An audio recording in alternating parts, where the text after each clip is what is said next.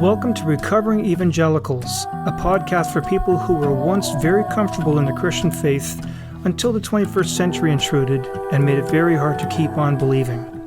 I'm your host, Luke Jansen. And I'm Scott Dyer. From time to time in this podcast, we like to look back at the last handful of the most recently released episodes and identify some common themes, or loose threads as we call them, and see if we can't learn something more by integrating what they have in common, fitting them together into some kind of a larger worldview. Today's episode will be one of those, because a couple of the recently released episodes have left me pondering a larger question, one that's been gnawing away at my brain, creating a wrinkle or even a tear in the fabric of my worldview, a cognitive dissonance that's starting to really become distracting to me, because it's again forcing me to readjust my worldview.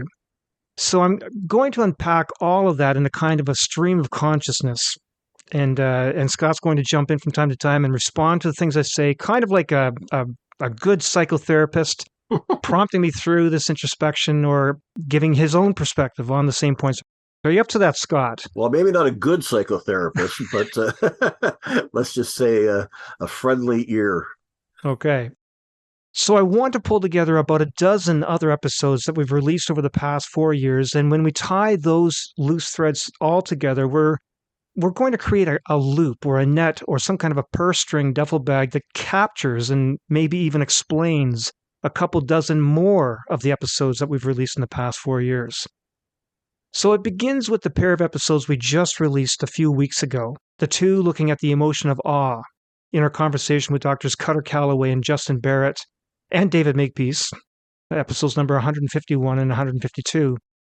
This is an emotion that we learned is unique to humans. Even though animals seem to experience other emotions like happiness or grief or rage or frustration, they don't seem to be capable of awe. And we learned that this emotion is usually accompanied by or even contributes to some form of a spiritual experience. We're not going to repeat here the content of those two episodes, nor any of the other ones that we're going to talk about today, because we just don't have the time. But if a listener doesn't know how we substantiate any of the things that we say today, they'll have to go and listen to those episodes again, and we'll tell you where to find them.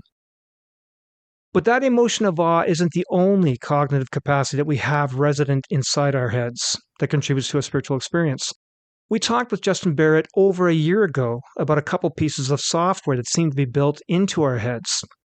This was episode number 78, when we talked in great detail about the hypersensitive agency detector and something else he refers to as a promiscuous teleology detector. Those are big words that simply refer to the distinctly human ability to always think there are beings lurking in the shadows and a purpose or a meaning or an intention to everything that happens to us. When something bad happens, almost everyone will ask questions like, why did this happen?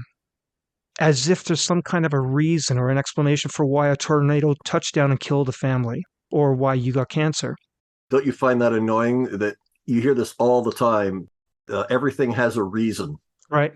Yeah. You know? Yeah. And I often think to myself, well, yeah, the reason was that, this tornado hit these people and killed them. That's the reason, right. You know what I mean? Yeah. But there's that gnawing, we want to have a reason, like we want to know, And especially when the doctor gives you the bad news, you have to say, why? Why did I get cancer? That kind of a thing. Yeah. And we all know of people who have gone to very unreasonable lengths to explain such events. Or on the other hand, if the lights in the house suddenly go out and we hear a noise, we'll ask, who's there? And often we'll put those two uniquely human capacities together and we'll come across some situation or event and we'll devise an explanation of why someone did it. And it's important to put an emphasis on all three of those words. Why someone did it. Yeah, I was talking to Luke a bit earlier that I've been on my own for the last week. My wife's away on a cruise, good for her. But for me, I've been here by myself. And at night, when I'm laying in bed, trying to get to sleep, every noise you hear, you think of, somebody out there, somebody trying to get in the house. And I don't take that seriously, but those are the thoughts that run through the immediate thoughts are that, well, there's some threat, right? And it has human agency behind it. Do you tend to hide behind Jen when she's there? I make her go first. Yeah, yeah, yeah. So, in addition to those episodes looking at the emotion of awe and the two forms of software in our heads, again, the hypersensitive agency detector and the promiscuous teleology detector, we also did 3 episodes about 3 years ago looking at the neurobiology of spiritual experiences. Those were episodes 43, 44, and 45 with Doctors Aaron Smith and Sarah Lane Ritchie. In those 3 episodes, we talked about the wiring, the circuitry in our heads that gets activated during a spiritual experience, and how we have reason to believe that that wiring actually causes the spiritual experience because we can activate that wiring using psychedelic drugs and artificially induce a spiritual experience in so doing. Now, just a brief bit of explanation to help our listeners understand what I mean by that. When I use this word wiring here, it's a metaphor that everyone I think can relate to. We've all plugged in an electrical light or a power tool. We're familiar with the wiring between our stereo system and the speakers or our phone line, carrying information through the flow of electrical signals. So, in the exact same way, the actual wiring in our heads is nerve cells, and like the wiring to the stereo, those nerves also carry electrical messages. And here's the important part. When two nerve cells exchange that information, that message, they do so using a very specific molecule called a neurotransmitter. And we can mess up that signaling by playing around with the chemicals. When you use one group of chemicals or drugs, you can manipulate pain. In both directions, you can make it worse or better. I'm speaking here about opiates and cannabinoids, marijuana, for example. Mess with another group of chemicals or drugs and you manipulate attentiveness, memory, or decision making. And here I'm talking about cocaine. Drugs like dopamine and oxytocin are part of our experience of pleasure or bonding, familial sense. But drugs that mess around with a chemical called serotonin are behind the psychedelic experiences that you get from magic mushrooms or LSD. And many people who have used drugs like those will describe the experiences as spiritual in nature, and they might even claim that they met God while tripping out. Again, we talked about all of that kind of stuff in detail with Doctors Aaron Smith and Sarah Lane Ritchie. It's fascinating stuff. I'm very familiar with the whole kind of chemical relationship issue, simply because, well, for one thing, in my youth, I did some drugs. So I had that experience. But as I've mentioned on the show, I also have an anxiety disorder coupled with a level of OCD and so on. So I take SSRIs, serotonin reuptake inhibitors. And so I can attest to their efficacy. They have been very helpful, but they do have other side effects, that aren't is great. So there is that sense that, I guess, as a conscious human being, I want to think that I'm somewhat above my physicality in a sense. I think we all have that sense, that we're not only physical. But then when I realize that, boy, if I take this drug, it can completely change my mood. How non-physical then am I? Right? Like everything's physical. Everything's happening due to a physical process going on in that piece of meat in my head. Yeah. And so what does that mean then? Right. But we do need to say, though, that these experiences, these drug-induced encounters with God, those experiences there's a qualitative difference in those experiences versus an actual spiritual or a personal interaction. It's a whole different level of connection. I don't know if you have any experience with that, Scott. Yeah, I guess it seems to me that it makes you more drug enhanced experiences make you, in a sense, more open and vulnerable in a way. Like, I think that if you don't use any of that external machinery, then your whole mind is kind of, in a sense, involved. But like, take alcohol, we know that it reduces inhibitions, right? And so people often say things and so on that under the influence of alcohol that they wouldn't normally say. Because the part of the brain that would inhibit that is not active. Hence the phrase people will say, that's the alcohol talking. Yeah, that's the alcohol talking, right. Yeah. So I think it's kind of similar with the spiritual experiences that constitutes, I think, a big part of the difference is that the rest of your brain is still all in order when you're not doing that. Right. And that's how I would kind of understand maybe the difference. Yeah. And so again, we're not going to rehash what we talked with them, with Sarah Lane Ritchie and with Aaron Smith, but you can go back to those episodes 43, 44, and 45, and you can dig all that up. But the one thing that just came to me now that's very relevant there's this experiment you can probably Google if you just type in the Good Friday experiment. You can also find it under the name the Marsh Chapel experiment. Basically, this was a group at Harvard University. They took some theology students, graduate students in the Department of Theology, and they divided them into two groups. One group got psilocybin, which is the main ingredient in magic mushrooms, and the other group got a placebo, another drug that gave them a little bit of a bitter taste in the mouth, so that they thought they were getting something, but I think it was nicotine actually. Okay. They attended a Good Friday service. They joined with a Good Friday service, but half of them were tripped out at the time. Obviously, not to the point of swinging from the chandeliers, but Yeah. the point is, when they did this experiment and then they compared the two groups, these theology students, the one who are getting the magic mushroom, the psilocybin, they described it as the most meaningful experience of their lives. If they said if they ranked the 5 or 10 top most experiences in their lives, this was number one, or Hmm. certainly in the top three. And even 10 years later, when they came back to these people and they were asked the same question, they said, oh, that experience was just so profound and so life changing, Yeah. the most meaningful experience of their lives. Now, meaningful in the sense of a Christian religious experience, or meaningful just in the sense of tripping? No, not as in wow, it just felt so good. No, it struck them to the core of their being. It just Okay. resonated with they would say with their spirit. Their spirit Okay. just resonated with it. It was You'd Okay. have to go back to the original Yeah. literature, but no, they were not saying, yeah, it felt really good.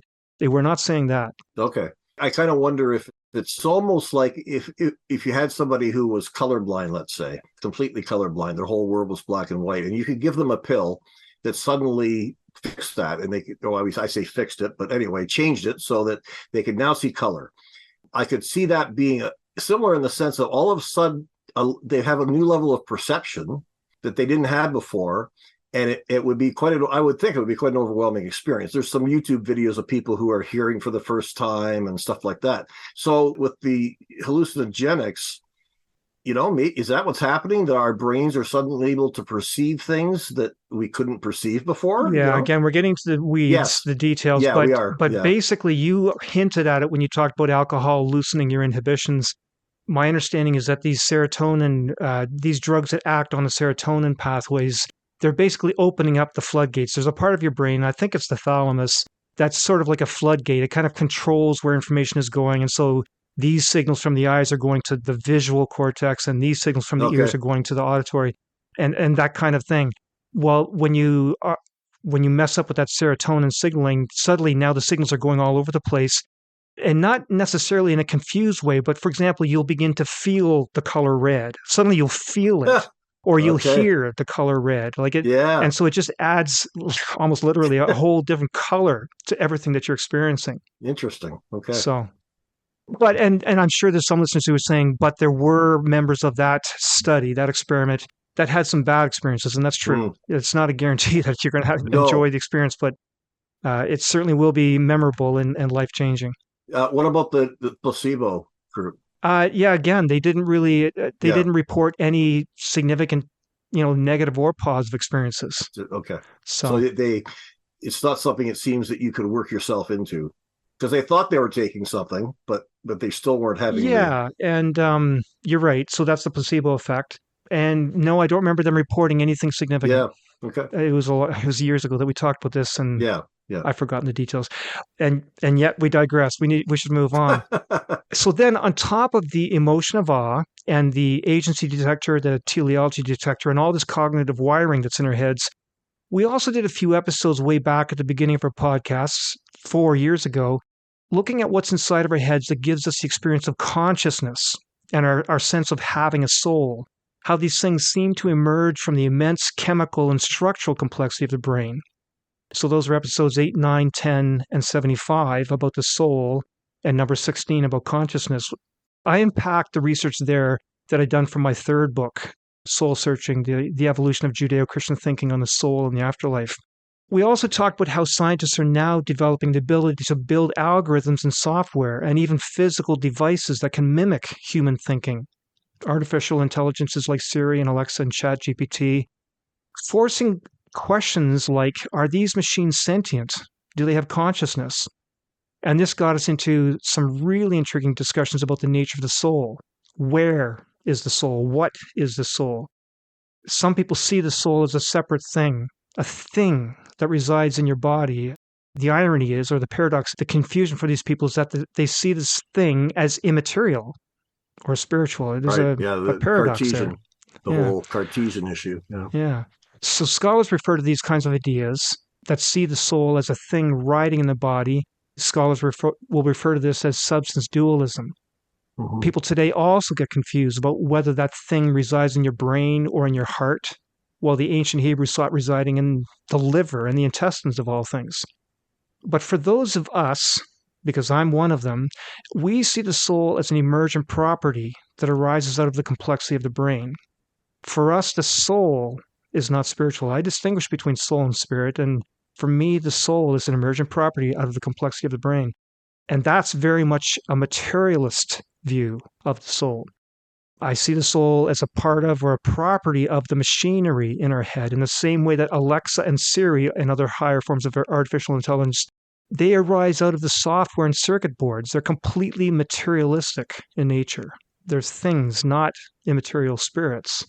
Yeah, with the obsession these days with artificial intelligence, it's going to cause, I think, a lot of people to reflect more on these Yeah, kinds of issues. And right. one position that I've heard, maybe it's been talked about in previous episodes, is non-reductive physicalism. Seems to be a position that a number of Christian thinkers are adopting, where the idea is that, yeah, it's all physical, everything's physical, but that doesn't mean it's reductive. That does, just because consciousness is an emergent property doesn't mean that it isn't something, right? That it doesn't exist. I think of Daniel Dennett, and his famous book, Consciousness Explained.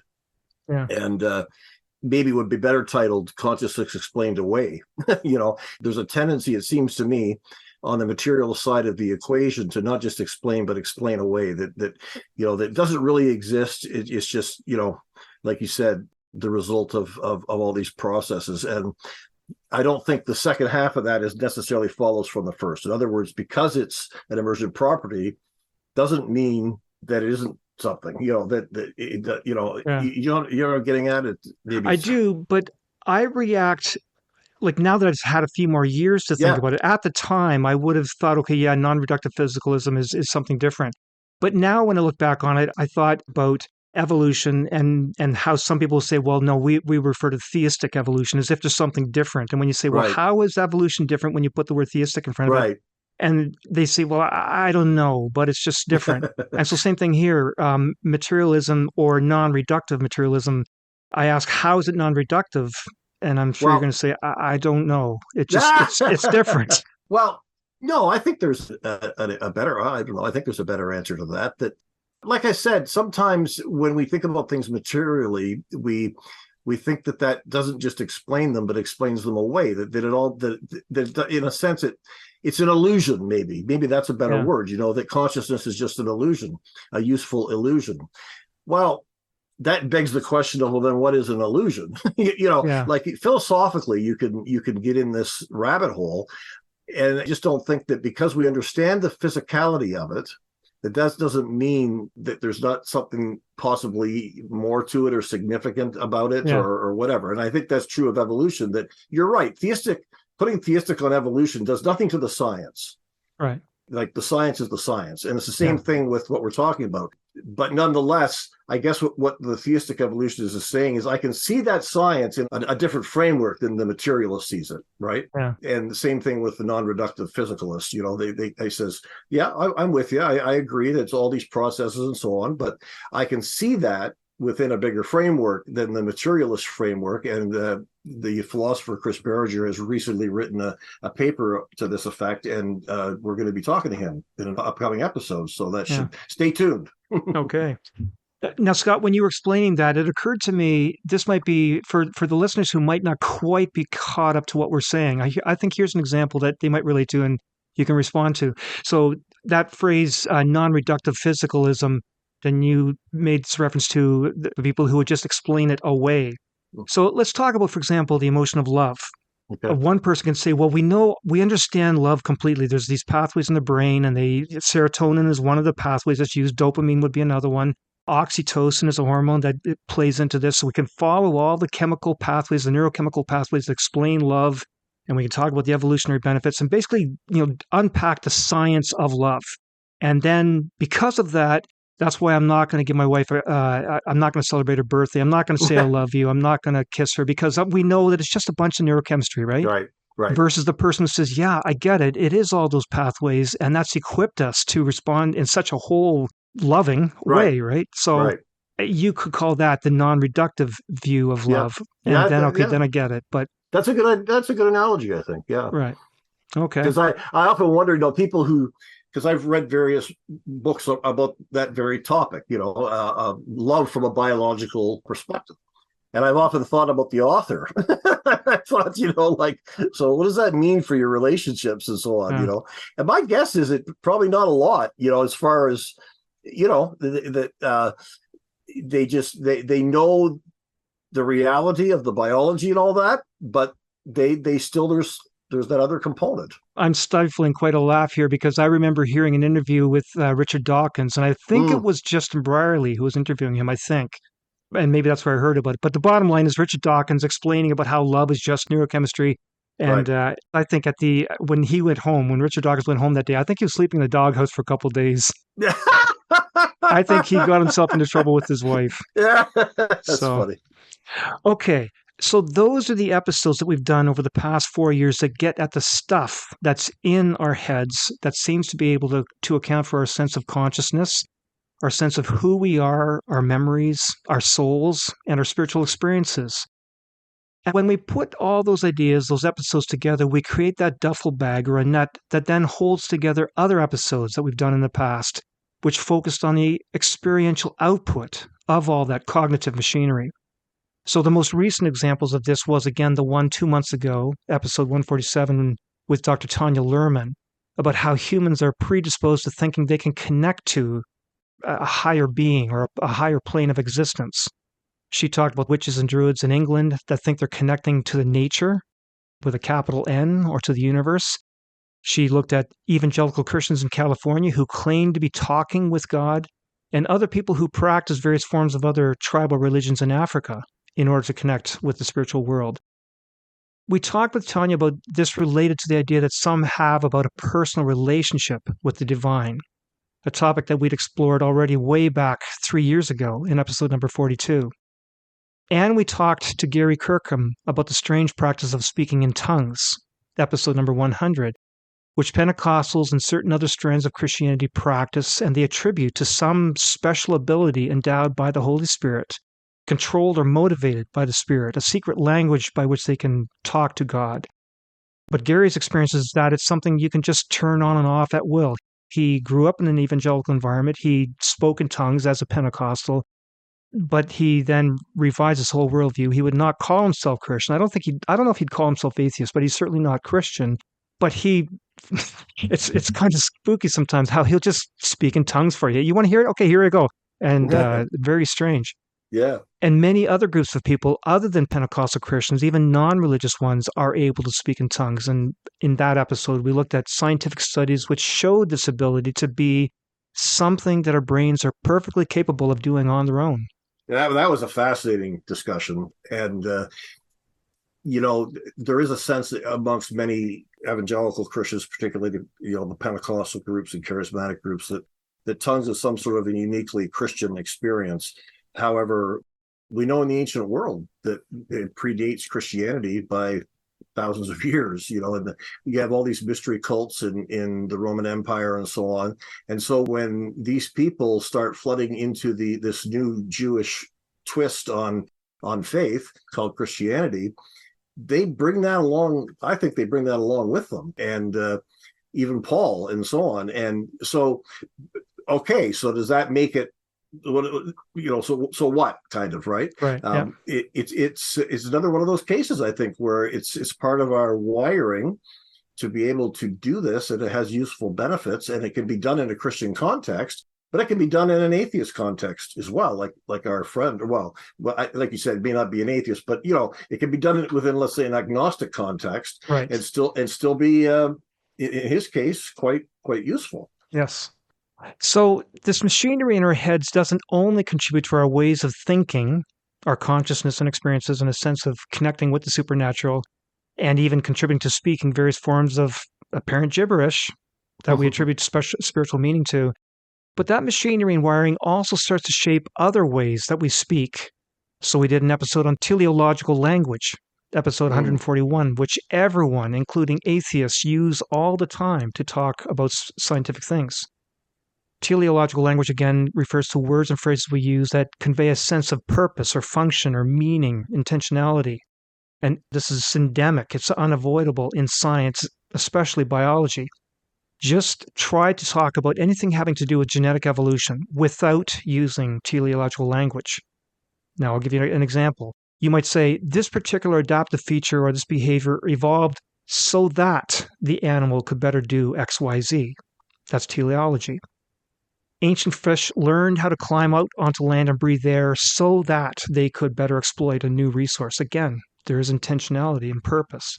Yeah, again, another fascinating discussion. I think what was particularly interesting to me was that there's a group of scholars who are starting to make the argument that that fact that we can't talk about it in non-teleological terms, maybe that means there is teleology there, right? That's where they're kind of going. Yeah. I don't know if they make that case or not, but I think it's kind of interesting that why is it that we can't talk about these things without getting somewhere teleological, you know? And the short answer is because of the wiring in our brains. Well, yeah, yeah, We're built right, that way to think that way. right, Yeah. right.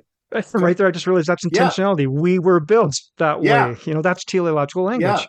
yeah, for sure. So, in addition to the teleological language, there's the episode we just did last week with Jonathan Pajot, looking at how we use symbolism and metaphor to convey our religious ideas and even how that spills out into everyday secular conversations. We talked about people who are really into Star Wars and Burning Man and how they're using Right. symbol and metaphor. And I asked John, are they being liturgical? And he said absolutely they are. Yeah.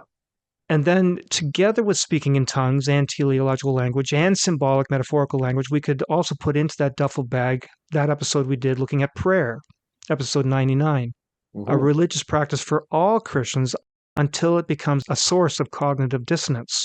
The practice of speaking to a supernatural being, a being existing on another dimension, with the intent of connecting to it on a personal level, asking him or it to do things for us, reaching out to it for meaning and purpose again, the teleology thing. And in that episode, we compared prayer to mindfulness and cognitive behavioral therapy, talking to yourself about your problems and the solutions. I hope that doesn't catch listeners in the wrong way. We did make the comparison with those other mindful practices, Hmm. and it's because we have this machinery in our head that there is a resonance Right. between them. Hmm. There was another episode focusing on our concept or assumption of divine inspiration, not just divine inspiration of scripture, which we talked about in general in episode number 101, and in the specific case of the Old Testament in number 57 and the New Testament in number 81. The whole idea of God influencing humans, speaking to them in some way to get them to write down the words of what we now call the Bible. But I'm also talking here about divine inspiration of our thoughts, our religious thoughts, religions in general. We talked about that with Dr. Greg Mobley in episode number 115, our episode on interfaith learning. The whole idea that people of other religions have also been learning certain things. And really, if we put all those episodes into the duffel bag, we could put in several dozen more that look at various topics in theology and philosophy, because both of those are completely the products of human thinking, as is science, for that matter. Mm. So we've done dozens of episodes focusing on theology, philosophy, and science. It's the meat and potatoes of our show, and all of that is coming out of this cognitive machinery in our head. Yeah, for sure. So there you go. You put all of that together, 3 or 4 dozen episodes that we've done, all related to the cognitive machinery in our heads that are responsible for our spiritual experiences, our spiritual expression, and our spiritual practices, which brings me to the central question that I've been struggling with lately. Is this all in my head? Mm. My religion, my philosophy, my worldview, is it all just an illusion, a construct created by the machinery, the wiring and the software in my head? Yeah. Well, this kind of hits back, and I don't think you would take it this far, but it kind of hits back to the age old philosophical dilemma of solipsism, right? I mean, the solipsist is somebody who believes that, in a sense, they don't exist. That they only exist in their head. That you get this idea of radical doubt, Descartes. Saying, "Well, I can doubt everything, but I can't doubt that I exist." Because something is doubting, right?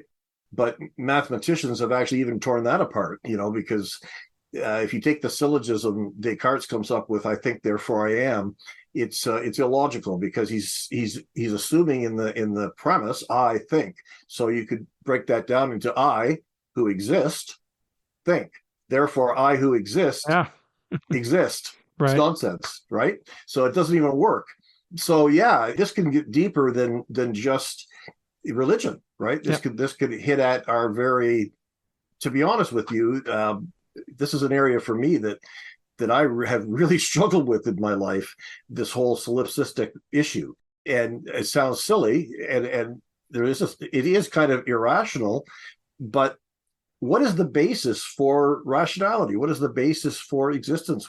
And philosophers don't have good answers for that. It seems to me that at some point we make a choice, right? We choose to believe, when I say choose to believe, I don't mean believe in God. I mean to just believe that I even exist, and to believe that you exist. Am I talking to somebody here, or am I just talking to an illusion that I've made up, right?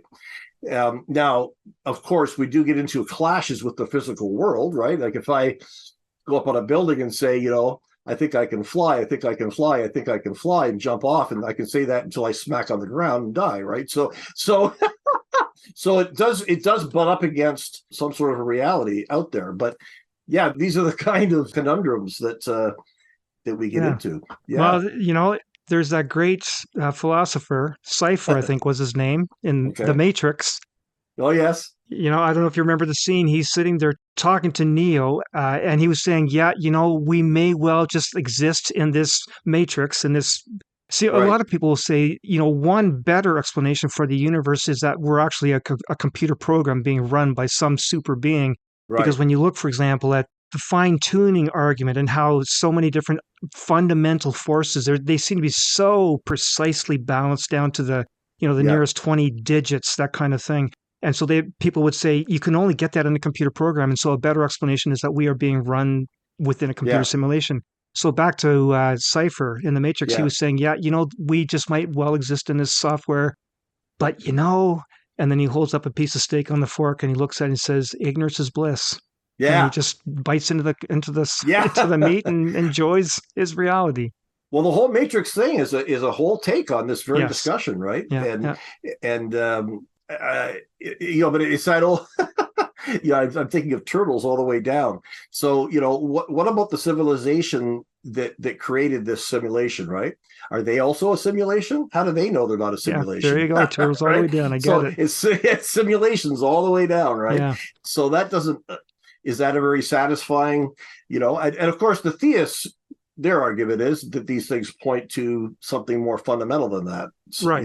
But before and we get yeah, to that, I just want to take it in two or three more steps. So, yeah, where we did get off, where I took us off talking about the Matrix, I was asking the question, is this all in my head? And I think actually, yes, it is. It's all in our heads, it's all in yeah, my head. But here's the thing, here's where there's the but. The only way that I can experience a relationship with my wife requires that same machinery in my head, mm-hmm. or being aware of my surroundings, even aware of what's going on inside my body. All of that requires the machinery in my head.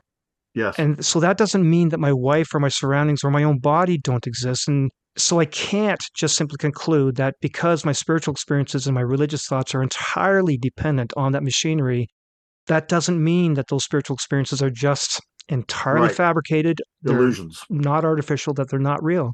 Yeah, totally, totally. And to the physicalist aspect of things, we still live in a world, I think, or in the popular world of people who are into these kind of discussions and so on, that most people still are kind of Cartesian in the sense that they believe that there's some sort of immaterial part of us, right? There's some sort Right. of a soul or spirit lurking inside our brain.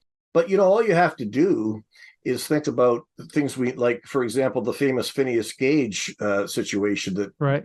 psychology book talk about, right? Where, the guy's a upstanding citizen, and I think he was a religious person possibly, but he has this terrible brain injury, and it becomes this kind of And lecture. how did that happen?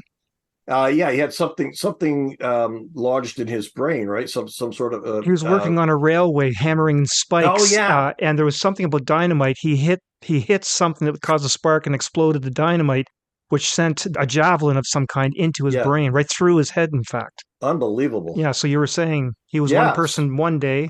right. Yeah, he was one person one day, and then the next day he was completely a different person. And the people around him saw that, and yeah, and I know even from firsthand experience of other situations that I know of where you see this happening, right? And of course, we have the constant specter Can I nowadays. interrupt Sorry, you? yeah, And yeah, just to tie that one loose end on Phineas Gage, obviously he was a different person the next day because he had this massive brain injury. But the point is, when he healed from that, it took, well, certainly weeks, but months later, when it was all healed up and he was back to working again, he had a whole different personality. yeah, yeah. So, And of course, in our own time, we have that constant specter of Alzheimer's, where we watch people. yeah, yeah, If there was something floating in our brain, why does that happen, right? It seems like as soon as the machinery is somehow diseased, or that it affects everything, right? It yeah, doesn't. It's not like there's this person in there that can fight it, and that's of course what's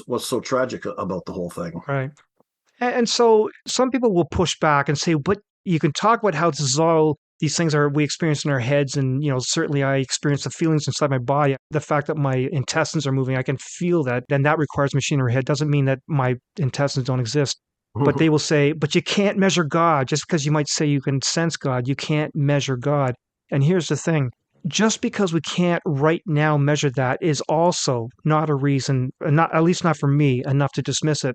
There was a time when humans couldn't measure ultraviolet light Hmm. or atoms or radioactivity. At that time, you could have been labeled a lunatic if you insisted that those things were real and that they could seriously impact our lives. You can get burns from radioactivity. Hmm. Ultraviolet light can blind you. But now the lunatics are the ones that deny the existence of ultraviolet light or radioactivity. So I don't think we can just say, well, God doesn't exist because we can't measure him. There's a lot of Yeah, things we can't measure. you're Love, we right. can't measure love. Right. Right. So, Yeah, there's a great example. so as someone who wants to shape my worldview through reason and logic instead of superstition or being one of the sheeple, the people who just accept that someone else tells me, so no questions asked, I'll just take it, I'll follow. I have to accept that I can't dismiss this world of spiritual experiences and religious thoughts simply because they're entirely dependent on the machinery in my head, nor because we can't measure that world using scientific tools. But on the other hand, just because I can't dismiss it, does that mean I have to accept it without question? We all know there are people out there who make claims that can't be confirmed and that we label as ludicrous. Claims of sightings of Yeti, or the Loch Ness Monster, or Elvis Presley, or hearing voices and seeing invisible people, or just doing crazy things in the name of religious belief. Scott, do you remember? Oh man, this memory videos back in the 70s, people practicing transcendental meditation. I think I remember these because of a connection with Doug Henning. He was a big magician. I think he was from my area actually, but he got into transcendental meditation. And he and they were claiming that they could, through meditation, they could levitate, they could free themselves from gravity and simply rise up Yeah, the ground. Do you remember that? I do remember that now that you say it. And Yes. what do you remember when you saw the videos? Yeah. Well, no, I didn't. I don't think I saw the videos. Okay, well, I But did. I saw the okay. videos. They were sitting cross-legged in the usual pose of meditation, and but the thing is, they were hopping off the ground for just like a second at a time, like children pretending like they're frogs. They were hopping around on their crossed legs, and that was their what they thought was levitation. Gee, that's funny. So in the end, it comes down once again to a matter of faith, like you were saying earlier, Scott. A faith that's constantly questioned and challenged. I just have to take it or leave it solely as a matter of choice and without being able to show my calculations or how I get there, but I am allowed to question it. And I find that Yes. accepting the premise that there is some kind of God, even a creative life force or a consciousness itself, for me, this just puts this question and many other unrelated ones into a perspective that makes more sense of my reality.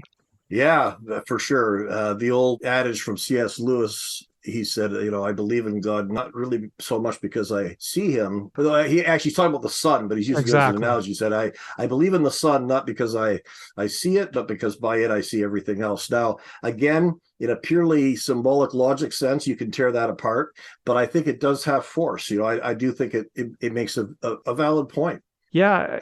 Again, I made reference to the fine tuning. There's elements of fine tuning that I do find I can't challenge them. I mean, there's a lot of other ones that we have ripped them Yeah, apart. You can look yeah. for our episodes on fine tuning. That would be episode number 22.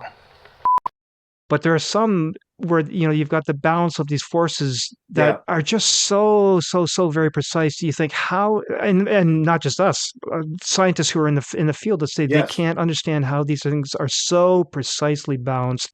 Well, they, And they we don't like it, because it's a singularity, and singularities are the enemy of physics, right? You don't want singularities. You want things that are repeatable. And if all of a sudden you've got this thing that only happens once, that's very problematic. And to the problematic to the, it's a serious problem when serious scientists start speculating about multiverses and simulations and holograms. And, if this is where it's pushing them, then that it's a real problem, right, for them. It's like a lot of what we've talked about here, Luke. They're kind of hints, right? All these things seem to be kind of hints. They're not compelling in the way that an atheist now has to fall to his knees and proclaim that there must be a God. No, the atheist can be a happy atheist, and not believe. But I think also the theist can say, well, but these things seem to point in a direction, seem to hint at something. right, And by making that choice, I see the world in a certain way, right? exactly, yeah, Yeah. And seeing the world that way is for me fulfilling, and so on and so forth. And I don't know how anybody can really argue with that or with the other side either.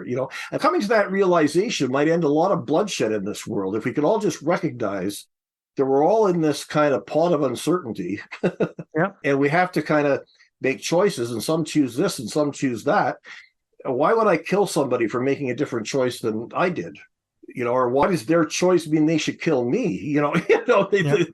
And I guess the one thing I'll add to that, I don't disagree with anything. The one thing I'll add to that is I think it makes a difference when, if I'll speak for myself now, when you do away with this whole idea of an eternal conscious torment in hell, yeah, yeah, it's otherwise you're saying you have to believe or else you're going right, to hell. I'm not right, like that anymore. I think I still don't know what to do with the afterlife. I still don't know what to do with it. right. But if there is such an afterlife, I don't think there's going to be a God who puts people in hell because they couldn't bring themselves over that threshold and say, "Well, yeah, I guess there's a God." I'm with you on that. I Yeah, I have to say, and I know that my evangelical friends won't be happy to hear me maybe say that, but I think I'm kind of with Rob Bell, even though I don't find Rob Bell to be a particularly thorough right, thinker.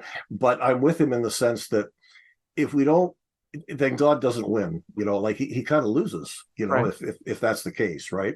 Yeah, And I think there's lots of evidence throughout Scripture and experience to point us in that direction, right? yeah, And I kind of jokingly say sometimes to people, well, I don't say it very often, but that it's okay if you're not a Christian today. You will be someday. well, But what I mean by that is, if I'm a universalist, that that we will somehow all come to a recognition in our own way of that, and or maybe not. My son-in-law is an atheist, and I like to say to him, the thing that sucks about being an atheist is that if you're wrong, in a sense, it's going to suck because you're going to find out you're wrong, but you're never going to find out if you're right. Because if you die and just turn to dust and there's nothing, well, then right. you never knew if you were right or not. Well, I'm not sure what else to say other than that I don't try to push the idea of people being Christian. I try to push the idea of them being Christian. I've made that point in some Well, episodes in the yeah, well, past. That that's what I mean too. Yeah, Yeah, yeah, and yeah, the whole idea. I mean, there still may not ever be an afterlife, but I still think that a society that's built on Christianness, being like Christ, following the teachings of Christ, the whole idea of just love and get along and forgive and help and share. If we could build a society that was based on that, we would right. have heaven on earth. But Yeah, yeah. um, I think we have time for one more aspect of this whole unpacking my worldview, reshaping my worldview. It's the question that it's the whole idea about it's a teleological question, actually, now that I think about it. About this machinery in my head that enables me to experience a world, a reality that I can't prove. I just have to believe or reject it, a matter of choice. We've already talked about all those things. But here's the question then I have to ask: why do we have this cognitive machinery? Did it evolve in us, or were we given it by a higher being, a higher dimension? We have done episodes where we looked at this question as well. Most recently, we put that question to Justin Barrett and Cutter Calloway. A year or two ago, in episode 77, we talked to Dr. Mark Kissel, who finds fossil evidence in ancient artifacts that tells us about how humans and Neanderthals evolved a religious streak. And in episode 76, we talked to Dr. Jeffrey Schloss about how humans evolved the morality and religion itself. And I should add that saying these things evolved in us doesn't preclude that there was some divine action or will behind that, because, again, we've made the point, God can create using evolution. But of course, that then raises the specter of intelligent design, and I have antibodies against that. So it gets to be very messy. But if this cognitive machinery for detecting the spiritual world evolved in us, was that an accident? Something that we might otherwise label as a spandrel? Or a divinely endowed toy that we humans can play with? Or did it confer some kind of an evolutionary advantage? Or was it divinely intended because he or it wanted to have some kind of a strange kind of a relationship with us? Kind of like any one of us getting a dog for the sake of company. Yeah, and you've used a lot of disjunctions, or. Well, it could be any one of those, right? It could be, and it could be all, right? Okay. It could be and or, right? Like I think some of those things could be both true at the same time. I don't think necessarily. Yeah. I think so. Okay. Yeah. Yeah, like the fact that something evolutionary, I don't think there's much doubt that these things all developed in an evolutionary way, right? Because we did, right? Yes. so I think that's kind of obvious, but okay, then I think what we're saying here, what we're trying to stumble around is, what does that mean? And of course, the skeptic would say it means nothing. It just, that's the way things happened. We're stuck with it. Like, I'll tell you one thing, I feel bad for the atheists in the sense that religion's, based on all these biological things we've been talking about, religion's not going anywhere very, very quickly. Like it is wired into us. And it seems like that will probably be with us, as long as we're human. So even from a completely non-atheist, non-Christian point of view, let's just say, put all that aside, what about just the utility of religion? Just right. In other words, taking the kind of pragmatist approach. Okay, I don't know where it came from. I don't know if it means anything, but it's here. It's part of us, right? How can this become an advantage to civilization? That's another way to look at the whole thing, right. I think, right? And maybe that's what certain scholars are trying to do. So here's the thing, listeners. We've now recorded this episode, which I wrote more or less in the course of a day. I was just pondering all those questions that I raised and Scott has responded to. And this is a net result of that. And the very next day, we came across an article written by a scholar that basically, this article is all about, so why do humans have a hypersensitive agency detector, a promiscuous teleology detector, or the emotion of awe and all this cognitive wiring? Well, here's why. It all makes sense. And they came up with an explanation, a theological explanation. And we're going to unpack that next week. But in the meantime, before we do play that follow-up episode, we want to hear from you. These are some of the questions and partial answers that come out of dozens of the episodes that we've released, and you've listened to many of them, maybe all of them, maybe more than once. So I'm curious what you think about this cognitive machinery and its role in the spiritual relationship. Have you had to reconfigure some of your own worldviews or even your whole religion? And if so, how? Leave some comments at the podcast website, at WordPress, or my public Facebook page, or if you prefer to keep it within the privacy of our community, leave those questions and comments at our private Facebook discussion group page. You might have to become a member to do so first, though, because we can learn from each other and we may share some of the things that you share with us when we do record that follow-up episode. That's entirely what my intent was for starting up my blogs and my podcast in the discussion group. I want to get discussion happening. So let us know. Yeah, and looking forward to continuing this discussion, which will not end. It's something. It's not the kind of thing that we're going to ever be able to come to some sort of a final conclusion. I don't think. I'll go with St. Paul, that we see through a mirror dimly. Right. But there's still knowledge there. Okay, and we will see you, the listener, dimly next week. All right. You've been listening to Recovering Evangelicals with your hosts, Luke Jansen and Scott Dyer. Send your comments and suggestions for new episodes to lukejjansen@gmail.com. Join our private discussion group on Facebook by searching for the Recovering Evangelicals podcast group. Look for the logo that you always see at your favorite podcast catcher and ask to be let in. Subscribe to lukejjansen.wordpress.com if you want to get advanced releases and group posts, or browse through our archive for a full listing of all our previous episodes. And please help the podcast by sharing with a friend and leaving a review at your favorite podcast catcher.